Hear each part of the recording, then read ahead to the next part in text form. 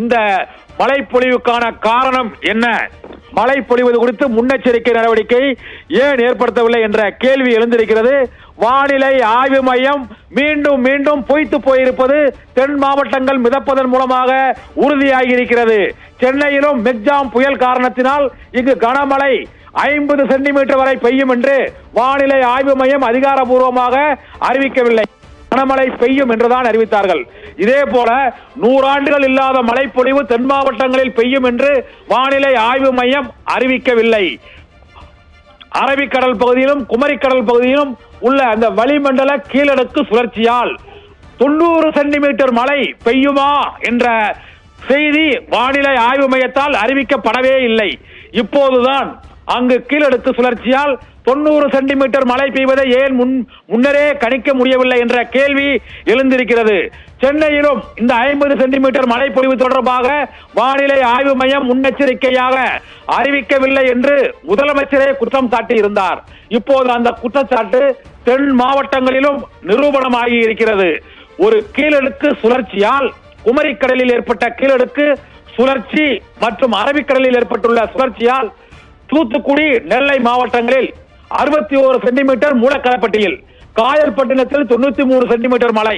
இவ்வளவு அதிக மழை பொழிவு 50 சென்டிமீட்டர் சராசரியாக மழை பொழியும் என்றோ, தாமிரபரணியில் 1 லட்சம் கனஅடி தண்ணீர் திறந்து விடப்படும் என்றோ வானிலை ஆய்வு மையத்தால் கணிக்க முடியவில்லை என்பது, இயற்கையை விஞ்ஞானத்தால் கணிக்க முடியவில்லை என்பது நெல்லை தூத்துக்குடியில் மீண்டும் மீண்டும் நிரூபணமாகி இருக்கிறது.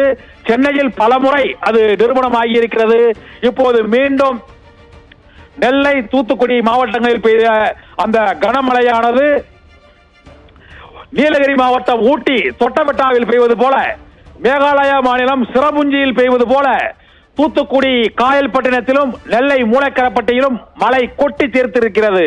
இந்த மழை பொழிவு இருப்பதற்கான காரணம் என்ன என்றும், மேற்கு தொடர்ச்சி மலைப்பகுதியில் மழை பொழியாமல் மலைப்பகுதியை விட்டு சமவெளி பகுதியில் இந்த கனமழை கொட்டி தீர்த்ததற்கான காரணம் என்ன என்பதை வானிலை ஆய்வு மையங்கள் இனிவரும் ஆய்வுகள் கணிப்புகள் மூலமே அதை கணிக்க முடியும்.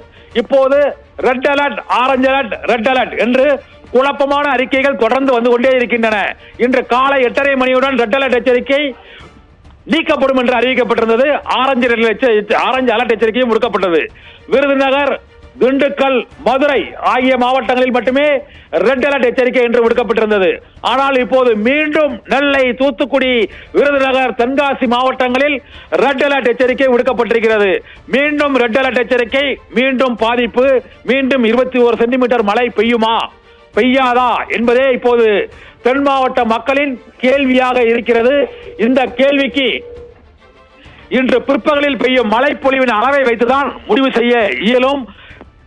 நெல்லை, தூத்துக்குடி, கன்னியாகுமரி, தென்காசி, மதுரை ஆகிய மாவட்டங்கள் முடங்கி இருக்கின்றன. ஒட்டுமொத்த போக்குவரத்தும் துண்டிக்கப்பட்டிருக்கிறது. மழை பொழிவு நிற்கவில்லை. நீரோடைகள், குளங்கள் மற்றும் ஆறுகள் கரைபுரண்டு ஓடுகின்றன. இங்கு தூத்துக்குடி கலெக்டர் அலுவலகம், நெல்லை மாவட்ட கலெக்டர் அலுவலகம் இரண்டும் தண்ணீரில் மூழ்கி இருக்கிறது. அவசர கட்டுப்பாட்டு அறையை தூத்துக்குடியில் தொடர்பு கொள்ளவே முடியவில்லை. இந்த சூழ்நிலையில் மக்கள் மிகப்பெரிய இயற்கை பேரிடரை எதிர்கொண்டு வருகிறார்கள். தென் மாவட்ட மக்கள், சென்னை மாவட்ட மக்கள் எதிர்கொண்ட வெள்ளப்பெருக்கை விட தென் மாவட்டங்களில் 3 மடங்கு இயற்கை பேரிடரை இப்போது மக்கள் எதிர்கொண்டு இருக்கிறார்கள்.